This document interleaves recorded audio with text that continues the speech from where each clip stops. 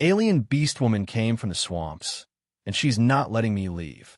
I remember the day the sky burned with an eerie green light and my vessel, a scout-class cruiser, shuddered as if caught in the grip of an unseen force.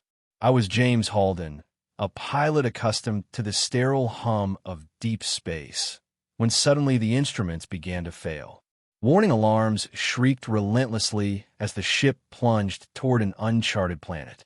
The atmosphere was thick with storm clouds that roiled in turbulent patterns above an endless expanse of murky swamp. Before I could regain any control, the cruiser tore apart in a violent cacophony of metal and sparks. I felt the impact like 1,000 fists pounding into my body, and then everything went dark. When I came to, I found myself sprawled in cold, damp mud, the acrid stench of decay and wet vegetation assaulting my senses. My head throbbed, and I could barely discern my battered surroundings.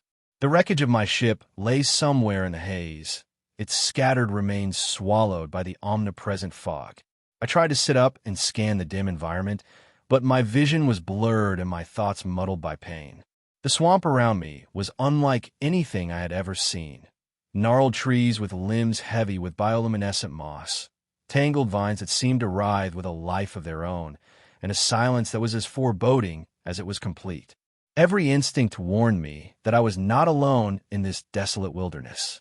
I staggered forward, my hand clenching the grip of the sidearm that still hung on my belt, desperate to find a semblance of familiarity amidst the oppressive gloom. Suddenly, a fleeting shape darted between the trees, a blur of movement that made my heart hammer in my chest. I raised my weapon, but before I could fire, the figure vanished into the shifting mists. That was when I first caught sight of her, a presence that both terrified and intrigued me. In the distance, emerging from the murk like a half-remembered nightmare, was a woman with an otherworldly aura. Her skin shimmered in deep hues of green, marked with intricate patterns that rippled and shifted as she moved. A long, sinuous tail swept behind her with deliberate grace, and her eyes glowed with an intense, almost predatory, yellow light.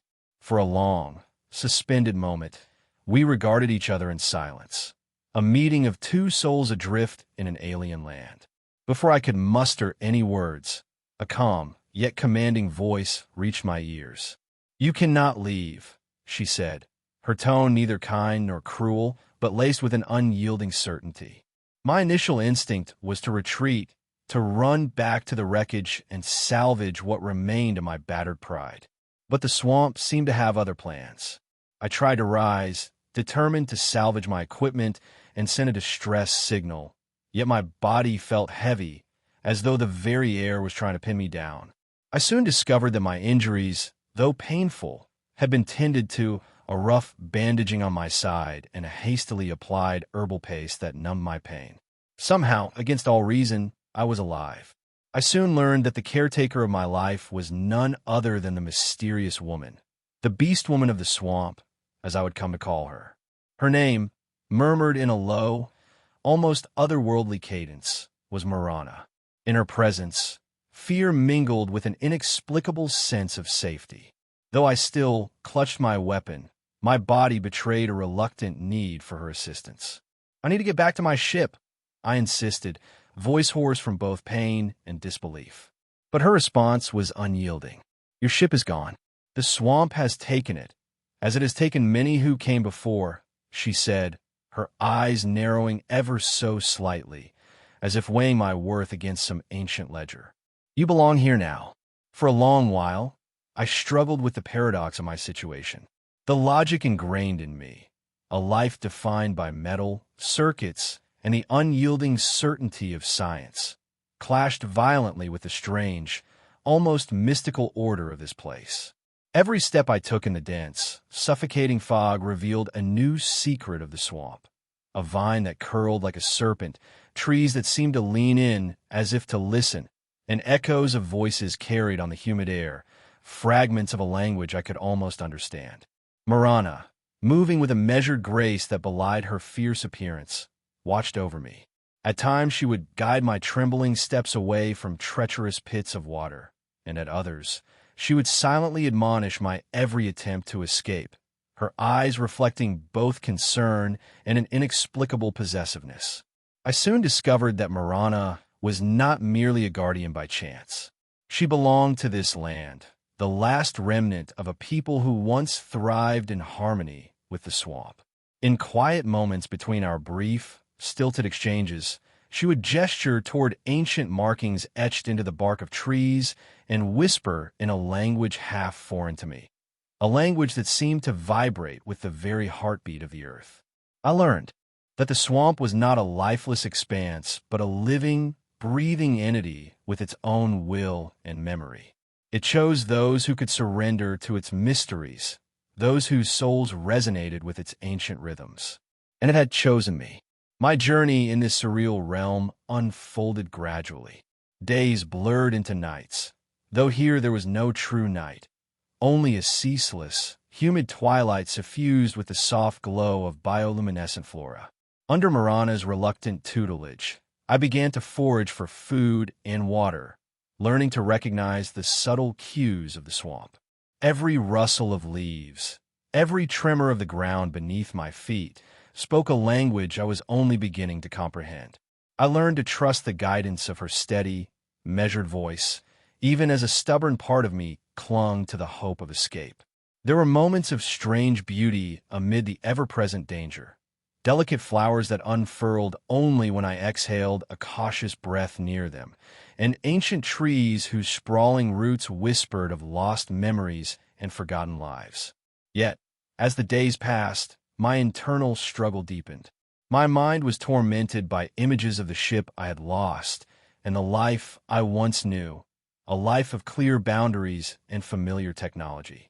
Every attempt to repair a broken fragment of my transmitter, every effort to piece together the remnants of my communication system seemed futile in the face of a force that was both inexplicable and relentless. I could not shake the feeling that the swamp was testing me, probing my deepest fears and insecurities. It manifested these doubts in visions, echoes of voices I had long buried, reflections of man who could no longer exist in the realm of certainty. In those moments, I wondered if I was doomed to remain a prisoner of this living labyrinth, forever bound to a fate dictated by ancient forces beyond my control. One particularly humid afternoon, as the fog pressed in thicker than ever, I found myself compelled to venture further from our makeshift shelter, a crude den built from intertwined vines and salvaged debris. I had hoped that, by exploring, I might find a clue to my former life, some relic of the ship, or a piece of technology that could serve as a lifeline back to civilization. Marana followed at a measured distance, her golden eyes never leaving my side, as though silently urging me to reconsider every step. It was then that I began to see the swamp for what it truly was, a sentient force that absorbed and reflected the inner turmoil of those who dared trespass upon its domain. The more I struggled against it, the more it seemed to close in, every shadow and every murmur a reminder of my vulnerability. In the midst of this inner tempest, I encountered another soul, a man whose presence shattered the fragile equilibrium I had begun to accept. His name was Clay, a disheveled survivor whose gaunt features and wild eyes betrayed a mind ravaged by fear and despair. I found him half submerged in the mud, his body trembling as if trying to escape some inner torment. His ragged breathing and desperate mutterings painted a picture of a man who had lost all hope. When I and Marana brought him to our shelter, his first words were of bitter accusation. She is the reason we are all damned, he rasped, his voice laden with a mix of hatred and sorrow. He saw Marana not as a guardian, but as a captor, a monstrous figure responsible for the disappearance of those who had dared to challenge the swamp's might. Clay's arrival ignited a fierce debate between the remnants of my old self and the new reality that Marana represented. He was determined to force a way out of the swamp by any means necessary, advocating for a violent confrontation with the ancient forces that held us captive. "We must tear down the roots, burn the trees if need be," he would shout in the dead of night, his eyes wild with a fanatic fervor. I tried to reason with him, insisting that the swamp was more than a mere obstacle. It was a living, breathing entity whose fury would only multiply if provoked. Marana, ever silent and composed, offered a wordless warning through her intense gaze. I could see the pain etched in her features when Clay's reckless plans were laid bare, a grief born of losses too deep to articulate. One fateful night, as the oppressive humidity seemed to clutch at our hearts, Clay slipped away from our shelter. I awoke to the sound of distant clamor, a mix of shouts and the crackle of fire. Rushing out into the darkness, I caught a glimpse of Clay at the edge of a clearing, brandishing makeshift explosives and igniting a small blaze among the gnarled roots of an ancient tree. The flames danced hungrily, threatening to set the entire swamp ablaze. In that moment, the swamp responded with a terrible, living wrath. Vines surged from the ground like serpentine arms, ensnaring Clay with a force that was both slow and inexorable. I could only watch in horror as his struggles grew feeble against the relentless pull of the earth. His anguished cries were swallowed by the roar of the fire and the rustling of leaves, until, in an instant, he was dragged beneath the surface, consumed by the very force he had sought to defy. In the aftermath, the swamp fell into a mournful silence, as if it too grieved the loss of another soul, even one as conflicted as Clay. I felt a profound shift within myself, a dawning realization that the only way to survive was not to wage war against this ancient force, but to learn its language, to surrender some part of my stubborn will to its inexorable rhythm. Marana's presence, once an object of my suspicion, began to resonate with a strange, magnetic pull. I could no longer see her solely as the keeper of my fate. She was also the bridge to understanding a realm where nature and memory intertwined in inexplicable ways. Days turned into a slow procession of trials and revelations. While I struggled to repair fragments of the transmitter salvaged from the wreckage, I found solace in the gentle cadence of Marana's voice as she tended to the swamp. She would sometimes pause in her silent labor, her eyes softening as she traced a pattern on a tree trunk with her clawed fingers, a gesture that seemed to evoke memories of a long-forgotten past. In those moments, I sensed the heavy burden of loss that she bore, a solitude carved from years of isolation and sacrifice. It became increasingly clear that Marana was not a captor but a guardian, a reluctant steward of a realm that demanded both reverence and surrender. One humid evening, while the fog swirled around our makeshift inn with an almost sentient deliberation, I found myself hunched over the half-functional transmitter, feverishly tinkering with wires and salvage components. The device sputtered weak signals into the dense silence, a tenuous connection to a world I once knew. As I worked, I could hear the soft murmur of the swamp, a rhythmic pulse that seemed to echo my own heartbeat. Marana watched me from a short distance, her golden eyes reflecting a mixture of hope and resignation. "You are trying to speak to the stars," she said softly, her voice a hushed murmur in the humid air. "But the swamp has already claimed you." I looked up, startled by the certainty in her tone. "Claim me? I'm not ready to be part of this place." I protested, my hands trembling not just with fatigue, but with an inner conflict that threatened to tear me apart. "The swamp chooses who belongs here, James. It sees your strength, your fear, your longing, and will not let you go until you understand that you are part of something greater than yourself." Her words, though cryptic, began to resonate with the quiet pulse of the swamp. I realized that every moment of agony, every echo of despair, had been shaping me, forging a connection with this living labyrinth that transcended the limits of logic and reason.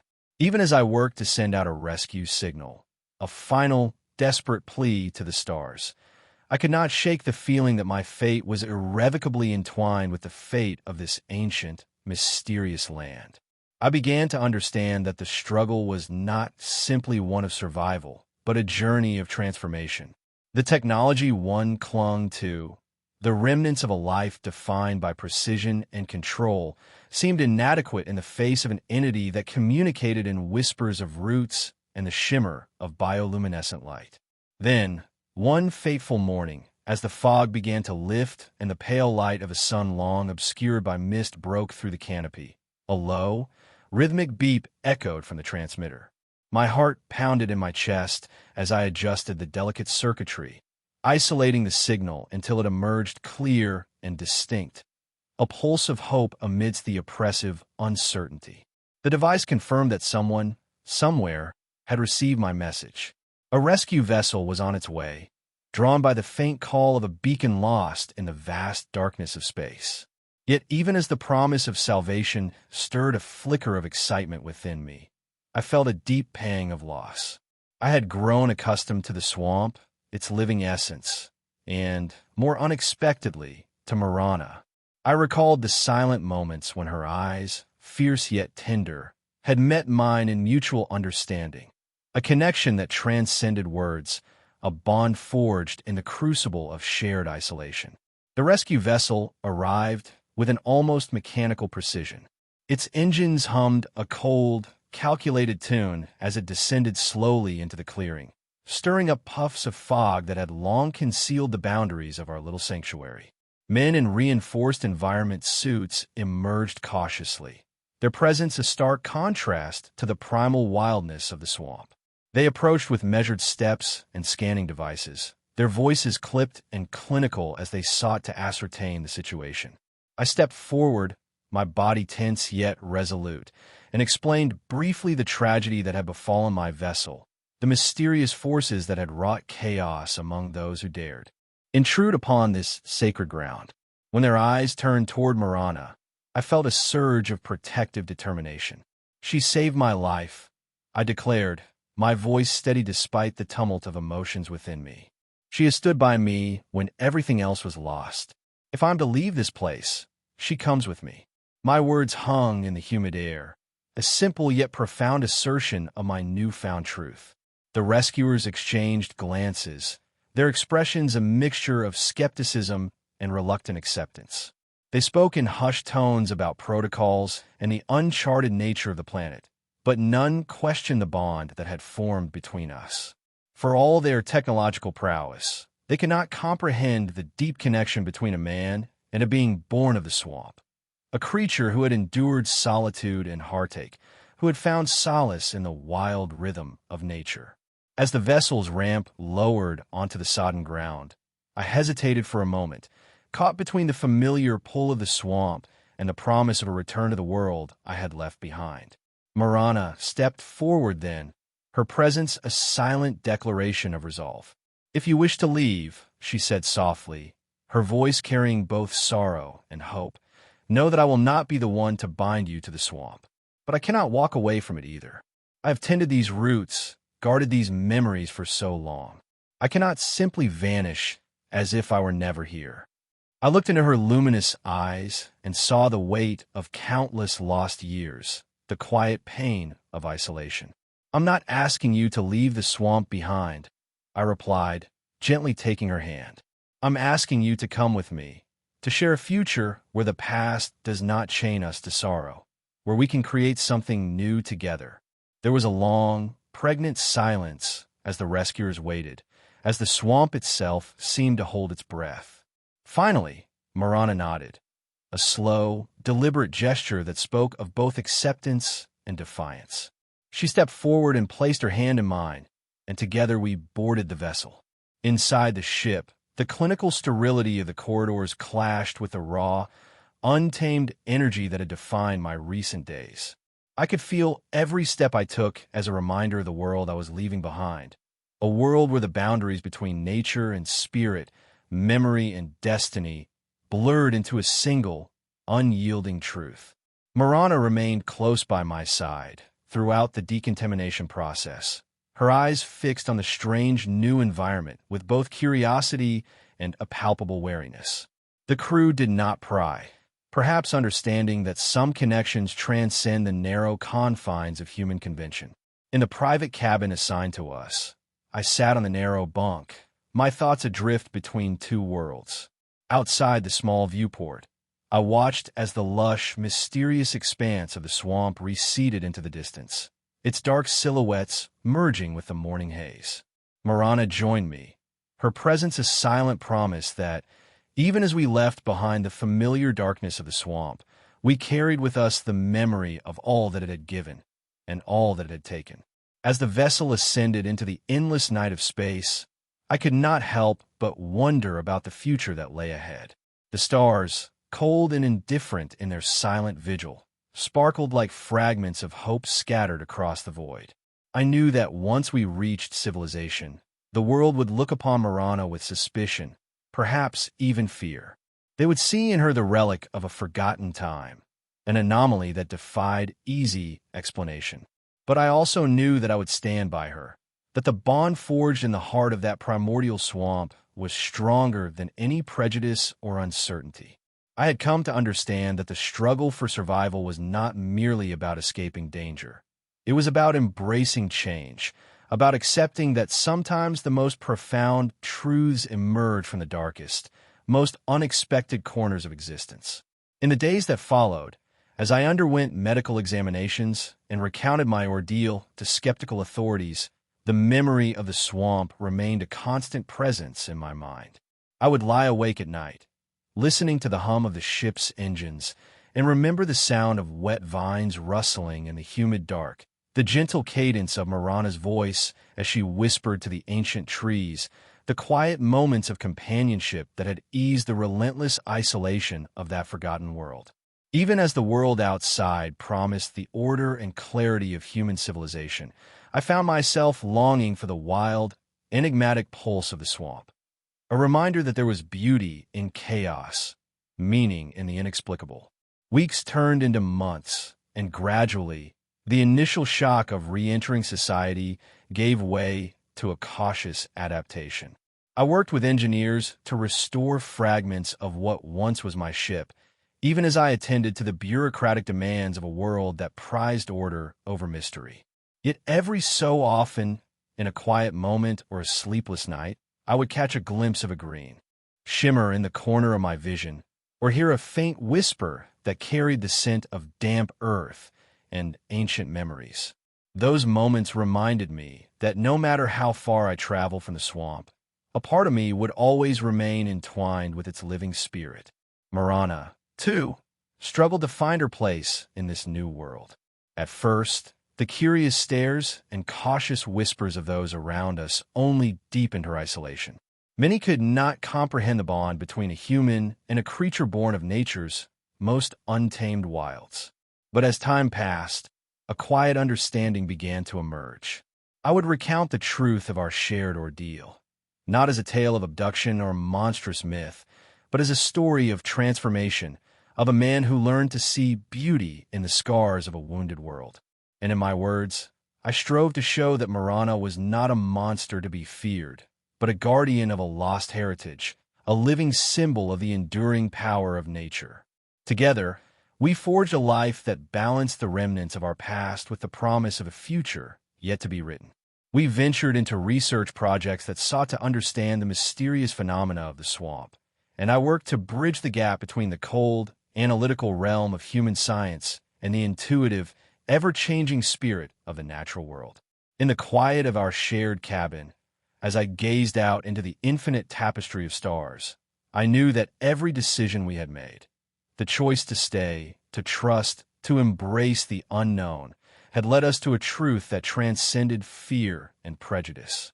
It was a truth that spoke of healing, of redemption, and of the eternal dance between man and nature.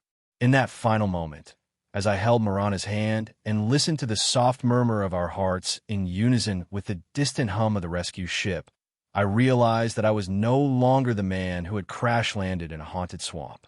I had become something new, a man who had been tested by the very forces of creation and decay, a man who had learned that sometimes the only way to be free was to surrender to the mysteries that lie beyond the surface. And so, as the vessel soared into the infinite expanse of space, I whispered a silent promise to both the world we had left behind and the one that awaited us, that we would carry the memory of the swamp in our souls, and that, together, we would forge a future defined not by fear, but by love, resilience, and the unyielding beauty of life. The memory of that dark, humid world would forever be etched in my mind, a testament to the extraordinary power of nature to transform even the most reluctant wanderer into a believer. And as Marana and I embarked on this uncertain journey among the stars, I knew that no matter what challenges lay ahead, we would face them side by side, our destinies forever intertwined like the roots of an ancient tree, reaching deep into the earth and stretching out to the infinite sky.